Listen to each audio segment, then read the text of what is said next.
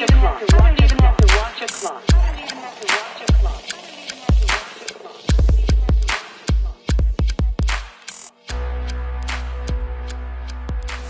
Hello. Thank you so much for listening to the Bold Moves podcast. I am Mandy Bryce, and I am the host of the show.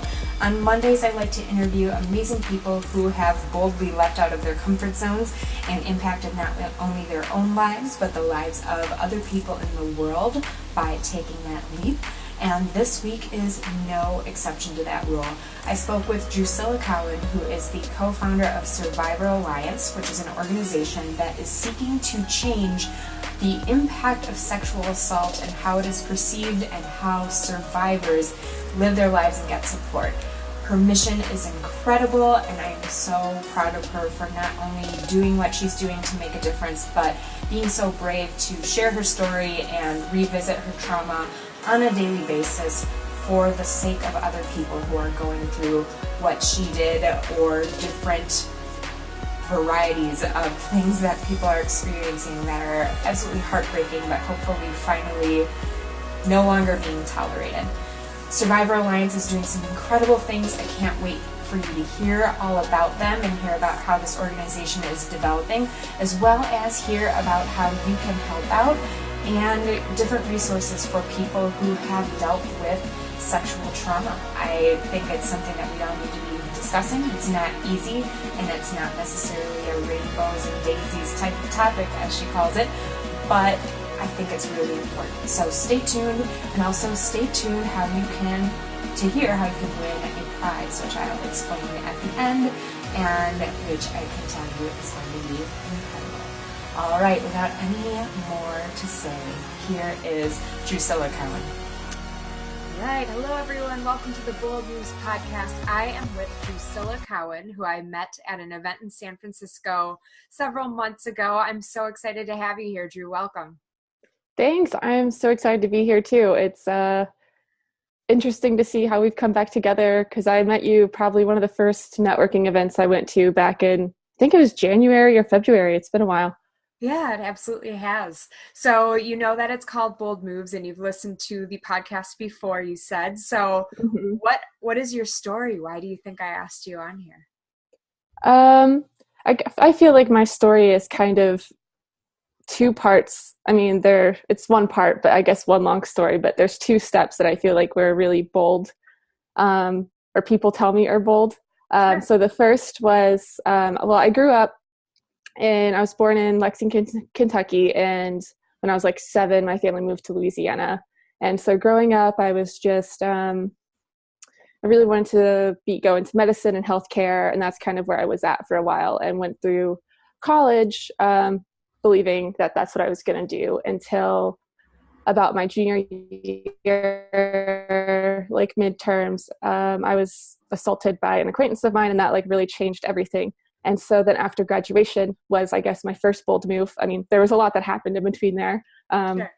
But after graduation, I moved across the country. I just had to get out of small town Louisiana and start over. And I, at the time, was thinking was going to go into biotech. And so I moved across the country with no job. I have one friend out here who I'm at her house right now, actually, in like Sacramento, and like $700, and just moved across the country and figured it out. It was nice that I had a place to stay in the first couple weeks and stuff, but that was just a huge transition, knowing no one. And then my friend, who lives here, was only like, she had to go back to school, so I was still by myself, even though I came out here to live with a friend. And so that was like, I guess, the first big move. And I settled down at this biotech company for a little while, not very long, like a year. And just wasn't really, I mean, I was doing well. I was like moving up like quickly, considering I had just graduated. But I just like wasn't really happy. And so I switched to another job where after a while I still wasn't happy. But I guess going back to, and in those 2 years of working, a lot came up for me, and a lot of it came back to the fact that I was assaulted in college and how much that really affected my mental health at the time. And because I was in school dealing with that, I did some therapy and took some steps to get support afterwards, but that didn't mean I wasn't dealing with it anymore. Right. I really lost myself in those last 2 years of school. I didn't recognize myself when I moved out here.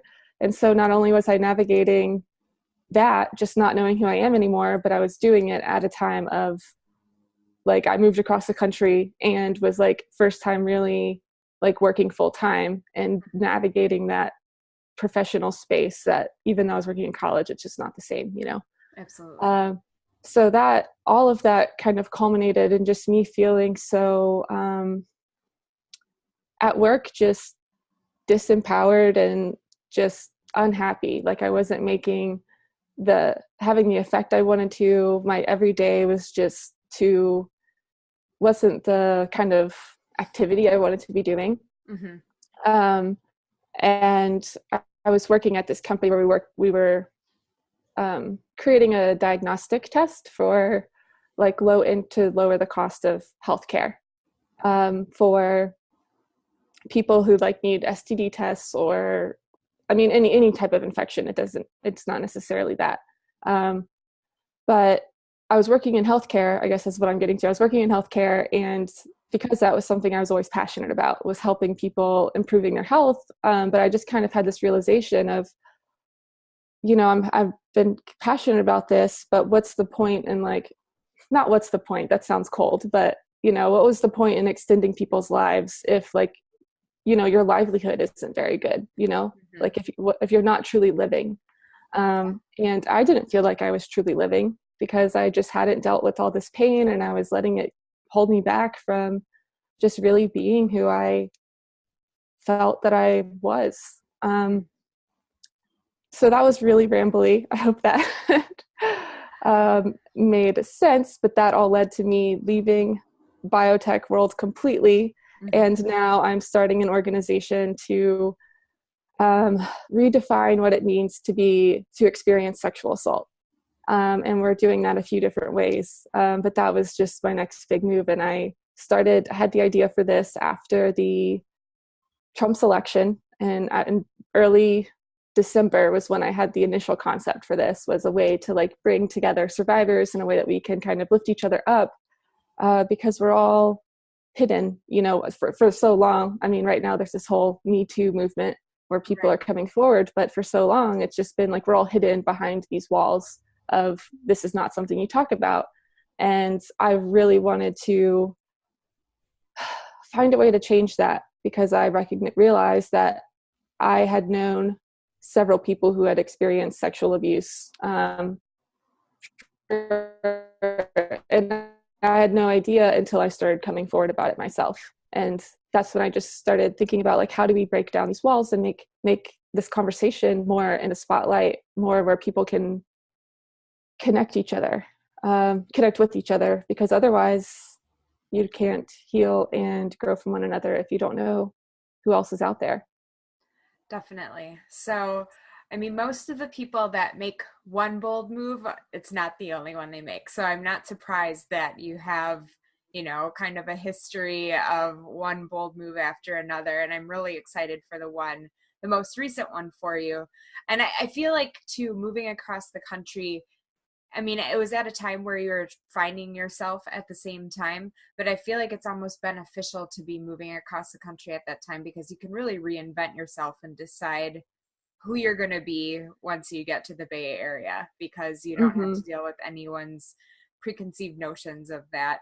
But how did you feel like you navigated all of those transitions at the same time while dealing with the pain that you had from your past? Yeah, that's a good question. So it was definitely slow. I mean, I guess all of that happened in the course of, I moved out here 3 years ago now. So this has, I guess, really been not that long. But when I first moved here, you know, my focus was finding a job, and that's all I did. And then once I got a job, all I did was go to that job for a few months. I came home and like watched Gilmore Girls on Netflix and just binged on that for months, because like putting myself out there and kind of making those steps, like I was just too tired, like after work every day, because that alone was just such a draining experience. And it was kind of like slowly but surely, I would like start attending just various events on like Meetup or going out with like roommates and stuff like that. And now, I mean, there's been a lot of tears in between too. I had a lot of breakdowns of calling my mom, like, what have I done? Like, I know no one, like, it's never going to get better. I'm never going to have friends or like have that group, you know, that community. And it just kind of came with the time, like just slowly. And yeah, I think that kind of answers it. Yeah, absolutely. One thing you mentioned that you're doing with your organization, which is called Survivors Alliance, correct? Yeah. Is you're redefining how you experience sexual assault. Can you explain what you mean by that and how that's going to work? Yeah. So, I mean, the experience of sexual assault is what it is, right? Right. And a lot of, you know, it's a lot of times it's very like glorified in pop culture as like this like violent act, but you don't really focus on the woman and like what, or man, I mean, but you know, typically we see women in pop culture who are experiencing this. You don't really see how they deal with it. And when you do, it's these like images of like a black and white photo of a woman in a corner crying, and it's all these like abused, battered women, usually thin white women as well. And it kind of ignores that the fact that it happens to everyone. Right. And so we're trying to kind of take that power back from the situation. And instead of focusing on these negative images, like, yes, they exist and we will honor them and, you know, not judge anyone for having those experiences, but really focusing on like, what do you get from those experiences? How do you grow from it? How does this make you a better person at the end of the day? And that's what we mean by redefining what it means to experience sexual assault. We're not a bunch of victims who let that define our lives. We are survivors who have experienced something awful, but then learning from it and growing from it and using it to better ourselves and the people around us.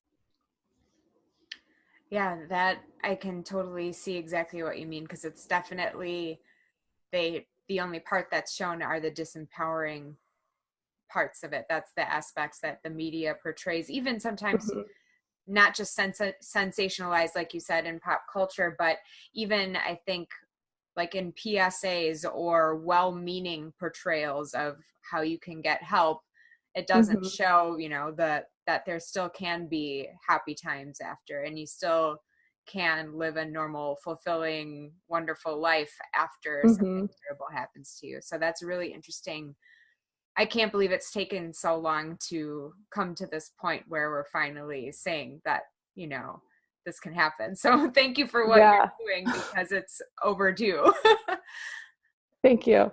What you were saying just now, it kind of reminded me of, you know, when I was like in a really dark time a few years ago, and like I had a lot of like suicidal thoughts and things, and I was in that really dark place. And I remember telling my mom about it, and her being like, but you're not suicidal, you don't. And I love my mom, I'm not trying to hate on my mom, but even her conception was like, you're not suicidal, like you go to like you get out of bed and do like you know, you're living a life. But I mean, first of all, she didn't see, wasn't living with her, so she wasn't seeing that I wasn't necessarily doing all these things. And even if I was, that doesn't mean you're not having that pain and having these thoughts, you know? Right. I think it's interesting with social media how, I mean, to one end, there's oversharing that you don't need to necessarily hear about every single thing that happens in people's lives. But I think it's also bringing light to a lot of things that were so easy to keep hidden for a long time. And unrelated to sexual assault, just depression and mental illness in general, I've seen a lot of really eye-opening posts on social media where it says, okay, this is a picture of someone who's suicidal, and this is too, and it's the same girl. One of them, you know, she is like your mom and most people probably imagine, just kind of not really taking care of herself, maybe crying, maybe, you know, wearing just sweats, not done their hair, no makeup, whatever. And then the other one is what you mostly see on social media is a happy person out having fun, and you just don't know what happened 5 minutes before or 5 minutes after the bright smiling photo. So to Exactly. the benefit of social media, I think it's great that a lot of things that need more attention are finally getting them, even at the cost of seeing some oversharing here and there. Yeah, So definitely. how are you using Survivors Alliance to make that change? What exactly are you and your business partner doing to have an effect on people? Yeah. So my co-founder, her name is Asali. She's awesome, but we're together. We have a three-pronged approach. Okay. The first one is creating a support system for the different resources that are already out there. We're not necessarily trying to recreate what already exists. So this system will contain nonprofit organizations that maybe have hotlines or counseling services or whatever it is that they offer. There's a wide range of services in there, to health professionals, specifically like more holistic, integrative health, which would be therapists, things like that. And then also in that support system, bringing together like coaches and healers who might not be like medical professionals, but are like trauma coaches and help you with trauma, intimacy, relationships, just life, transitions, things like that. So that support system is, that's the first thing. And that's kind of like a resource directory that we're currently growing and looking for partners that want to list their services. And the second phase is the online community, which will be for survivors to connect with each other. That would be coming, that's not going to launch until probably April is our plan, which will be Sexual Assault Awareness Month when that really goes live. And that's, for people to connect with each other and create their own groups locally. And that becomes for me, a huge step of my healing when I moved to San Francisco was joining a women's circle where we met every other week. There was 5 of us, and we met every other week to just talk about life and what we're passionate about and things that have affected us. And that was so pivotal in my own journey. And so creating a way to make that more accessible, and specifically centered around sexual assault and kind of healing from that. And then the third step is a self-care subscription box, which is really like, it's the fun part. Not that the other stuff isn't fun, but it's not a fun topic either. So, but this is the box. A lot of people are familiar with the subscription box model, like Birchbox or something like that. Sure. And ours is self-care items primarily sourced from other survivors or like marginalized people. So that might include like little feminist or like zines and pieces of artwork, to like candles and mugs and like an art project in each box. And we're trying to, the long-term plan is the community and the subscription box will be kind of linked so that there will be projects in the box that you will do with your community. So that's a great idea. That's not coming yet, but that's in the pipeline. Maybe I'm giving too much away, but and the fun thing about the box too is the whole box itself is like a giant coloring box. So you know how like coloring is supposed to be a way to like really distract your mind from everything that's going on. We're commissioning an artist. Like every time we order a new batch of boxes, we'll have a new artist commission them and like design something that you can color so you can reuse the box and re-gift it or do whatever you want with it, but it's all reusable too. Oh, I love that. So we're really excited because it's like at every step of the way, we're like supporting survivors. So survivors are supported in their own self-care. By buying what you're buying is you're supporting the livelihood and like finances of other survivors who are like, small businesses, like maybe just making this on the side. Like candles that say no more fuck boys or that's actually one of the things in our first box. And little, journals and stuff like that. And so, it's just like at every step of the way, we're trying to like really integrate helping others with helping yourself. And we've really taken time to kind of think all that out, and now it's just actually bringing it to life and getting people to buy. That's amazing. I hope that that goes very well. I usually save this more toward the end of the interview, but since we just spoke about it, if somebody's interested in putting their services on your network, putting their items in your subscription box, getting the subscription box themselves or for a friend, where can they find you online? This will all be in the show notes, but if anybody's listening and wants to look it up right away, where would they find it? So most of that information, I mean, we do have a website, but people who are interested in buying, we're selling only through our crowdfunding campaign right now. It just launched a couple of days ago, and it's on I Fund Women. But if you want the short link, it's bit.ly/SA, that's capitalized, crowd, CROWD. But that's where they could find it for now. Awesome. And then your website and social media handles are all, it's all Survivor Alliance, except for Twitter, which is Survivor is spelled without the R, or without the O. So it's SURVIVR Alliance on Twitter, but everywhere else it's just Survivor Alliance. Okay. One word. Awesome. So you mentioned the Me Too campaign, which is happening again now, because I feel like it happened a long time ago and was brought back. It did. Okay. I was going to say, I felt like this is very familiar, but it's interesting. I don't know if it's Harvey Weinstein that's brought it back up or what has made it have a resurgence, but I'm glad it's happening. And I think, as you said, as a survivor yourself, you didn't know so many people around you were survivors until you started speaking it on yourself. And I think that that's the case as well with this Me Too movement. What do you think about the whole movement itself? Why do you think it's coming back? How do you think it's helpful? What are your thoughts? I love the movement. I mean, there's are some mixed feelings about it, just because not everyone is going to feel comfortable coming forward. And Sure.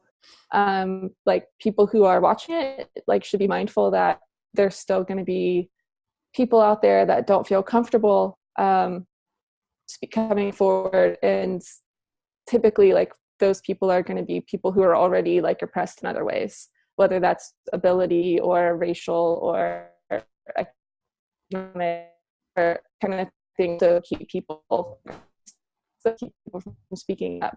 And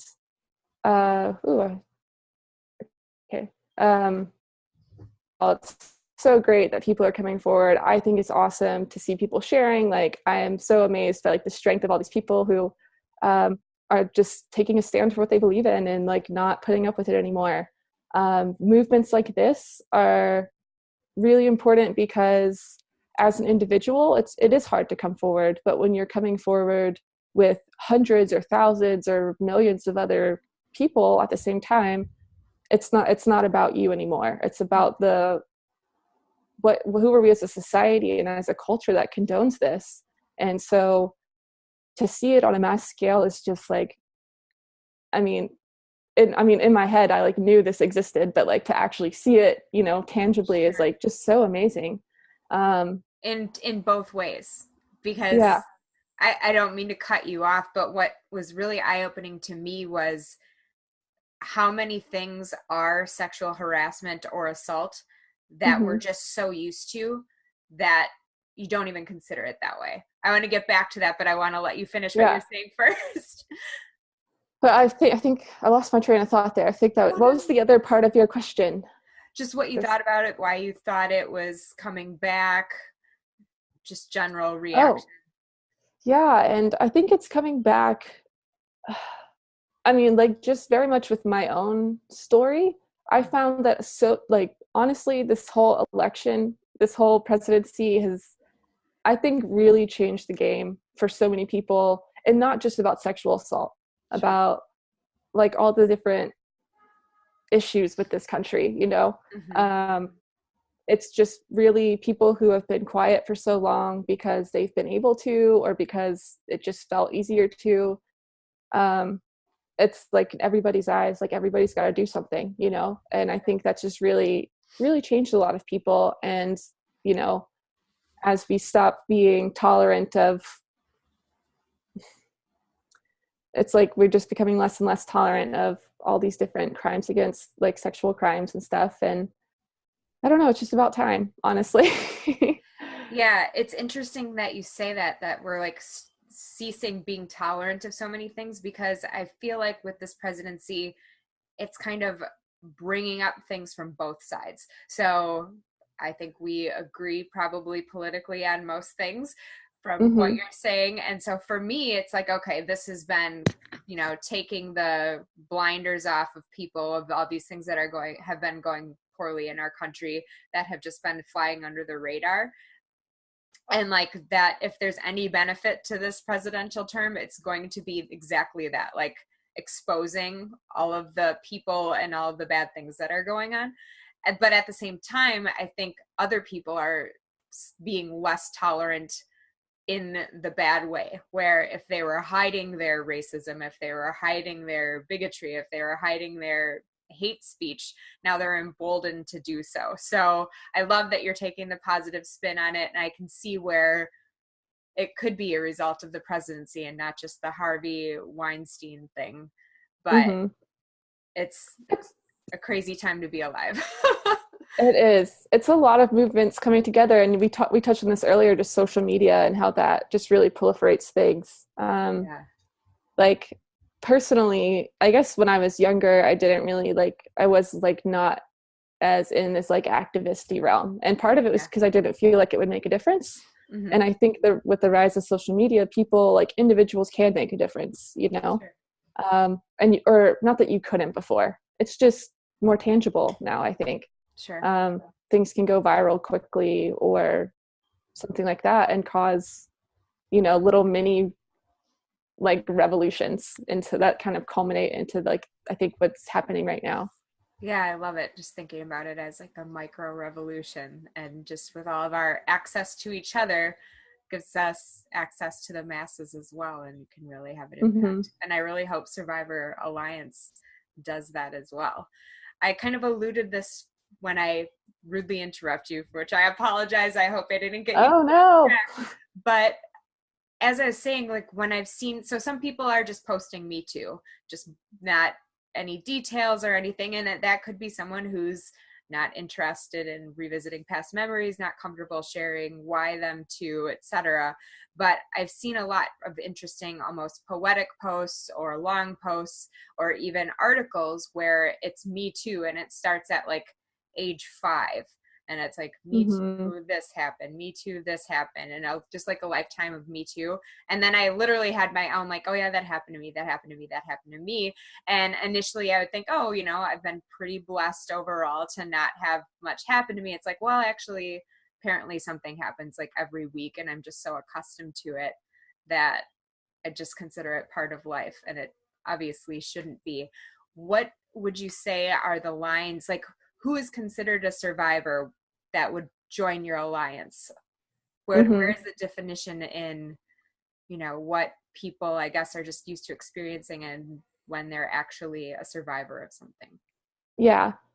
So honestly, it comes down to the individual. So like you said, sexual assault could be many different things, from harassment, like catcalling on the street, to child abuse, to rape, and everybody's situation is different. Sometimes it's harassment, which might seem mild, right? But in certain contexts, it can be so traumatizing and threatening and harrowing, whereas maybe a guy on the street, yeah, it's not cool, but I wouldn't call myself a survivor for a catcall, but that's me, that didn't traumatize me. Rape traumatized me, and a slew of men coercing me traumatized me. But so what we define it as Survivor Alliance is we classify all of these terms under the sexual assault umbrella. We just kind of use sexual assault loosely to encapsulate anything from rape to acquaintance rape to domestic violence. We include that in as well, because domestic violence does include sexual assault, and there's not always a clear line between physical and sexual abuse. So we include domestic violence, and harassment or other forms of sexual assault, if you feel like it was traumatizing and it's affected you as a person, like, you are by all means welcome to like use our services. And that's how we approach it. I also volunteer for a local crisis center. And we focus on being survivor centered. And that really has shaped, that's where I met my co-founder too, is we met through this volunteer training. But that really shaped how we kind of approach it too, is letting people define their experiences. Because say for example, someone's like drinking a lot and somebody like took them, like, what's the word I'm looking for? Like used alcohol to kind of like take advantage of them. Yes, that's the phrase I'm looking for. Sometimes they escape. The phrases. Yeah. One person might like absolutely consider that sexual assault, depending on the context, whereas somebody who experienced a similar situation might not see it that way. And so, yeah, again, just we let survivors define if they could define themselves as a survivor. Yeah. It's a very inclusive viewpoint, and I think that's exactly what this type of situation needs. So that's a great approach. Now, it may have already come through in what you're saying and with Survivor Alliance, or you might not be sure what it is, but I always like to ask people if they know their purpose and what their purpose is. So if you have a handy, drawn out, or pre-thought of way of explaining why you think you're here on Earth, what would you say it is? I know it's a huge question. Yeah. I think I've thought about this before. I think one, it's like learning to like love myself is a huge thing, but then it goes beyond just me. Like after learning to like truly love myself for who I am, spreading that to others and like showing others how to like just truly love themselves despite what they've gone through, and help people find ways to integrate who they truly are, like at their like core soul level with like who they are on an everyday basis. Helping people align those two things. I love that. That's so important. I feel like so overlooked right now in society too, but that's a good one. What is the scariest thing you have ever done? It was probably when I quit my job, because I had some savings and, but looking back, I quit my job in April. Okay. And I probably quit from a like security standpoint way sooner than I should have.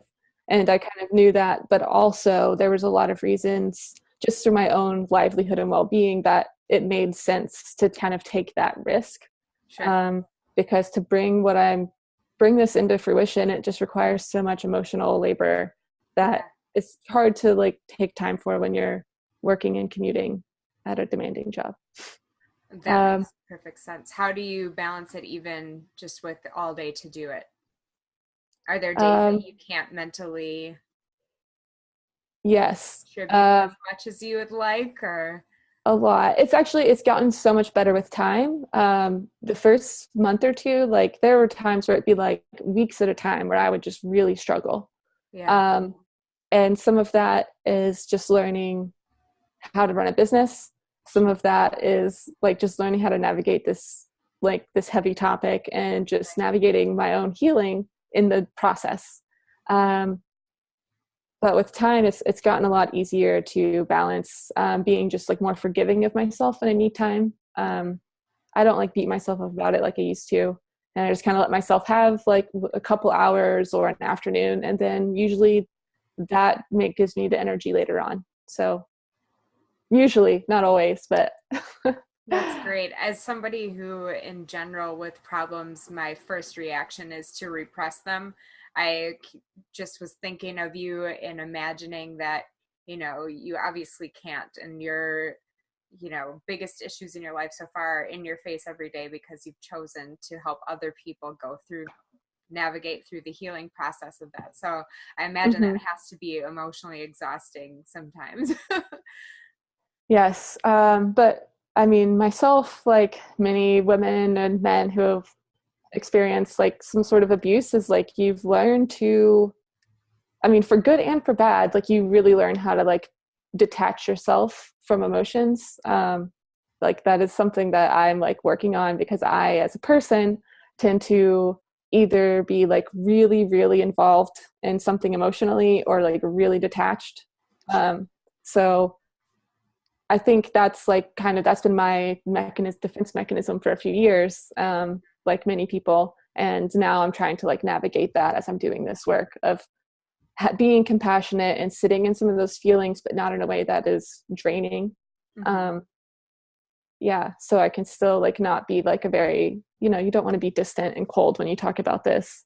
No, you know? of course not. Yeah, that would be a disservice to the people you're trying to help. So it's Mm-hmm. great that you're so in touch with yourself and you're so brave for handling this and providing the help for people. So I really appreciate what you're doing. I'm curious, when you were feeling the fear about quitting your job or any of the other scary things that you've done, how do you push past the fear? Or if you knew somebody who is about to make a big decision and they were a little afraid, how would you tell them to move forward? One thing I do is like I think of like the worst thing that could happen, which usually isn't like, in thinking about like you kind of catastrophize, but then be like, okay, but like really, like it would never get to that point. Like, Right. oh, if I quit my job, I'm good. Like the worst case scenario, right, is like I end up on the streets, Right. or something. But Yeah. that wouldn't happen, because like rent is high and all these things in San Francisco. I'm sure you know, but like I won't just be on the street. I know people. I have friends that aren't going to let that happen, and things like that. Sure. Um, and so I guess that's part of it, is just like, what's the worst that can happen? It's never as bad as you think it will be. And secondly is I kind of like do countdowns to myself, and I'm just like, okay, 3, 2, 1, like go. And like once Okay. I start, it's like once I say, like, if I want to have a difficult conversation, once I say like, hey, whoever it is, it's like there's no turning back. So I focus first on just saying that first, like, hey, I got to tell you something.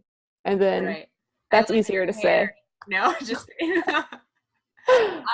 isn't that are you familiar with Mel Robinson and the 5 second Um, no, I'm not rule? Okay, so actually. this is I think the number one TED Talk most viewed. Maybe that might not be the right statistic, but she's the number one most booked female speaker. And it Mm-hmm. was from this TED Talk that she did where about the 5 second rule. And anytime she's about to do something she knows she should do, she counts down 5, 4, 3, 2, 1 and does it. So your Mm-hmm. countdown's a little bit shorter, but same concept. Yeah. So you must be on the right track because it's a book now and she's got a lot of speaking tours and I've been courses. doing this since I was like a kid, telling my mom stuff because my mom Man. was scary as a kid. 3, 2, 1, do it.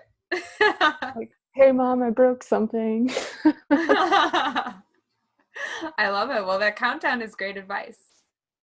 Yeah, I hope other people. I don't think it. I think some people might be like overwhelming, but works for me. So yeah. I just need to be better at getting in a habit because after I saw Mel speak, I'm like, okay, I'm going to do this. And then I forget. And then a couple days will go by and I'm like, oh, I was supposed to be counting down. So maybe this will help remind me to count down again.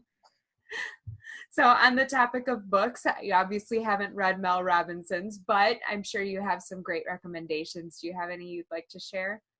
Yeah, so I guess it depends on, I guess one of my favorite books that I recommend for everyone, is The Alchemist, by, I'm probably going to butcher how you say his name, like Paolo Coelho. I don't know. Coelho, I think. I'm not sure, but I know. Yeah, I feel bad. I probably just butchered that, but that book is like just incredible. I even loaned it to my brother, who's like not the hugest reader, Yeah. and he's like, I loved it. It was so good. And for anyone who's like not familiar with it, it's like this metaphor for your life journey, and about a sheep herder. It's been a while, a shepherd. I think But so. yeah, that one was a really good one. As a woman, I also, and just like in navigating life, Women Who Run with the Wolves is a really good book. It's from the 80s, and I don't remember her name that wrote that. I should have written them down. That's okay. We'll make sure it's in the show notes if people want to find it. And that one's very like psychology, kind of like the different archetypes of your psyche and how they come up in different situations, and it's all through stories. That one's really good. But then I guess for like more business side, there's, I think one of the better books I've read is probably The Lean Startup, which it's weird because I'm in this weird like holistic-y, healthy, like spiritual woman space, but also in the startup space. Right. So I'm like combining all these worlds with my work. But that for the startup-y side, that was really good, and just like understanding like how to like kind of come up with a product and things like that. Great. Those are great recommendations. Thank you. Yeah. I'd also be curious what general advice you've had, just any life lessons you've learned that you'd like to pass on to our listeners or viewers who yeah, I guess my number one thing is like trust your gut and trust yourself. Even if like you mess something up, even if you might trust your gut and do the wrong thing or think you did the wrong thing, it's probably going to pay off for you somehow. Like it's a mistake you're going to learn from, or something, it's just something you needed to go through for whatever reason. So trusting your gut is a huge one, and not letting all the like haters get you down, and just like the world get you down. If you let people get you down, you let them win. And it's not all about winning or losing, but like as a survivor and like that, with that experience, to me, like the biggest form of revenge is to do what I'm doing now, which is taking a stand and being like, screw you. Like this, like I'm going to be better for this. So like to twist that into advice, just like kind of have that sort of just mentality about it, and like try and focus on the positive of any situation. Like I know it's not all sunshine and daisies, and I don't want to like diminish people's experiences, like, but there is like a silver lining. And so like let yourself have sadness when it comes up, but look for that way to learn from it and grow from it and be a better person. There's so many different takeaways I got from the advice that you just gave that is so fascinating to me. And the first one was when you mentioned let me get back. The first advice that you said was to trust your gut. And then you said, even sometimes you'll feel afterward, oh no, I think I made the wrong choice, but to trust that, you did whatever you did for a reason. And the first thing I thought of was I reacted to the part of the self-judgment of, oh no, I made the wrong choice, because like I'm sure so many other people, I'm insanely hard on myself. And so that was the first thing that, really stuck out in my mind. And then you said, and don't let the haters bring you down, and don't let the world bring you down. And I thought, well, in my world, I'm probably my own biggest hater. So like just even be able to like rise above my own negative self-talk sometimes is such a challenge, but it's such great advice to, like realize that, the world is not going to bring me down, and I can't let myself bring myself down either, because that's a disservice to myself and anyone that I could ever potentially help. So I absolutely love that you gave those pieces of advice, because I think it's so important for people to hear. And then of course, one of my favorite quotes is, I don't know if you're familiar with Chuck Palahniuk, is an author. He wrote Fight Club and then a lot of other books, but one of his books, he says the best revenge is success, because nothing makes other people more mad than seeing that you're living a really good life. So I love that you're taking that approach as well, because you said that you were assaulted by an acquaintance. So I assume this person can see what you're doing probably, or has a general idea potentially. Maybe. I mean, there's him, and then there's like this like abusive ex, who both have done their damage, but they're both blocked. Right. So I don't know what they see. If they see anything, it's like through maybe mutual friends, which they might, but I don't know. I think when they're blocked, that would probably not show up either, but there'd probably be some sort of potential ability for awareness of knowing that at least they didn't win in this situation. Yeah. And maybe I'm not like that. I don't know if like my name and like what I'm doing is that spread so far yet, but maybe one day. Eventually, yeah. Yeah. It's interesting too, because I know I keep bringing up the Me Too thing, but it's so relevant and current right now.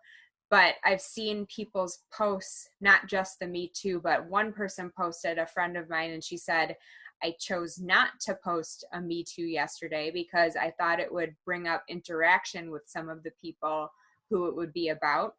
And she Mm-hmm. got 2 messages saying, I knew you were okay with what happened. So the exact opposite. And she was just like, I can't believe it. That's so messed up, And like, that's such a crazy thing that's happening in this world. And then I saw another person tweet saying that like the person that it was about actually liked their status, which is also a mess. So I don't know.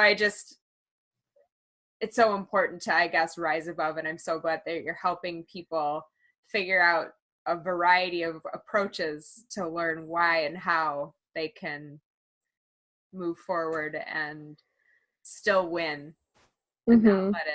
not let terrible people drag them down. But Yeah. And so whoever those ladies are that like have experienced that, like that sucks. And nobody, men, I'll just say that. I think the point is the point has come across. Yeah. So obviously this question would be more specific to you, and I think just from what you've said and what I know about people in general, that it would be a different approach for every person. But I asked your general life advice, and of course I loved it. But do you have any advice for any survivors who are listening that might be afraid to deal with what happened to them, or first steps they can take, anything Mm-hmm. that has helped you or people aside from obviously taking advantage of the amazing work you're doing with Survivor Alliance? Yeah. So first, I guess first 2 things to know is like, it's not your fault. One, like there's so many situations that could make you feel like you're to blame, but you're not, because at the end of the day, if you had done everything right, what really changes things? Like whoever it was raped someone else or assaults someone else. Mm-hmm. So it's not your fault what happened to you. And if the Me Too thing has not shown, if you're not familiar with that, like you're not alone. And that there's so many people behind you who, while like you said, everybody's experience is different, we all have so much that ties us together. And just remember that. And so first thing, I'd say everyone, this is not something I had utilized, but now I work for one and I realize how awesome that they actually are, is look into your local crisis hotline. RAIN is the national hotline, and their number is 1-800-HOPE, I think. There needs to be more digits. Yeah. No, yeah, you're right. Like 866-HOPE. I don't know, but I can look it up, or it I'll can go in also the show make notes. sure that's in the show notes. Yep. But so that national hotline will connect you to your local hotline, and those hotlines can be used for so much. If you're not even sure what happened to you, if you're not sure if it was sexual assault, you can talk to the counselors about it and say, hey, like this is what happened to me. They can help you find a hospital nearby, or find legal help, or find counseling, or just be there to talk. And that's what I would say, just for anyone, is like a first point of contact. Those hotlines are great for anyone, not just right afterwards, but at any stage of their recovery process. Even years later, people can call in and talk about what they've experienced. That's great advice. And I will make sure that not only in the show notes that information is there, but I'll also say it in the outro, so that in case people are driving or something and don't have access, that they can still hear it and maybe they'll remember it right away. So thank you for sharing that. Yeah, thanks for doing that. I have really bad memory. So Oh, no problem. As long as people get what they need, it doesn't matter how. So yeah. just make sure that information is available both in the podcast itself and then in the show notes. And then hopefully that'll help the people who need it. Mm-hmm. So my last question is kind of an interesting one. I ask people this all the time just for fun. And it's harder to ask this question when, you know, people have had challenges more than your average person. But basically, if 8-year-old Dru could hold a crystal ball and see you today and all that you've come from, all that you've experienced, both good and bad, on a scale of 1 to 11, how excited would little Dru be to see the impact you're having now? I think I'd be pretty excited. So to give you a frame of reference, 8-year-old me wanted to be the first female president. Sweet. So you're on the right track. I mean, I'm not headed for that now. That's not the plan. But I think if 8-year-old me saw where I'm at now, I'd say probably like a 20, because I don't think 8-year-old me could have even fathomed all of that I've gone through, and that I could be where I'm at now. That's awesome. Yeah, more than 11. That's amazing. I love that we're going to end it on such a happy note, because as you mentioned, it is not necessarily a fun subject to discuss, but I think it's important to discuss. And I think, you know, people need to know they're not alone, and they need to know that there are things that they can do and resources that are available to them to help them. And you are bringing another one together. So I am so happy for what you're doing and so grateful. So thank you. Yeah. Thank you. I'm super excited to like have had this opportunity and to share this more. And yeah, and if you like me, then you'll like my co-founder Saley as well. Whoever's listening, she's also an awesome person, and her information's on our website and everything if you want to learn more about her too. Great. Maybe we should get her on the podcast as well if she'd be interested. I'd love to. Yeah. We could talk more about that. Okay, perfect. Well, thank you so much for your time as well, and for sharing. I know for a lot of people that's not easy, and I can't imagine thinking about, you know, hard times, like I said, facing them every day and being so open is easy, but I appreciate what you're doing, and I appreciate you coming on the show. Yeah, thank you. Thanks for having me. All right. I am so, again, proud of Dru and what she is doing, and really urge anyone that feels like they need help to seek it out. I mentioned during the interview that we would share the number that Dru couldn't think of and I didn't know. It's 800-656-HOPE or 1-800-656-4673 if you are driving or something and don't want to look it up. That's hopefully what you can remember.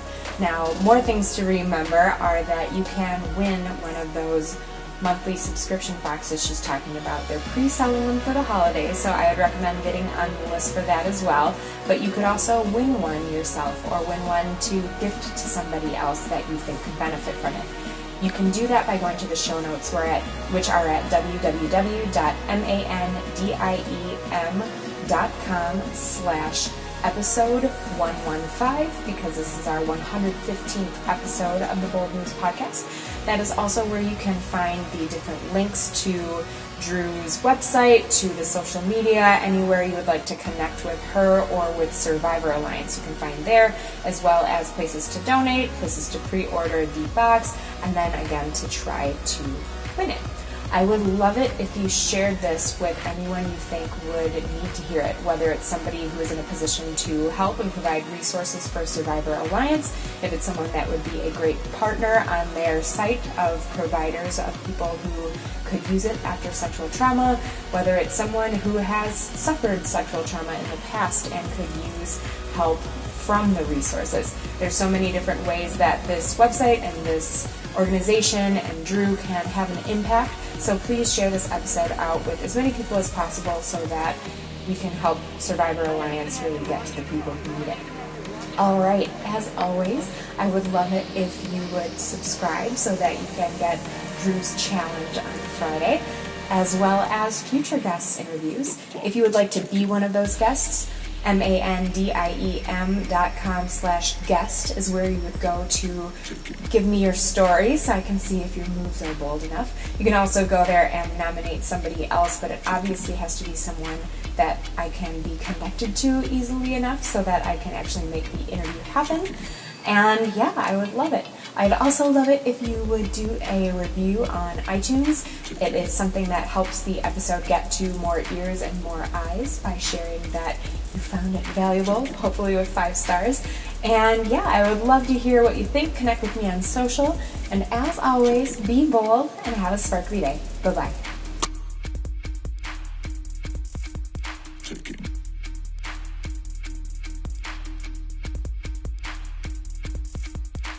it.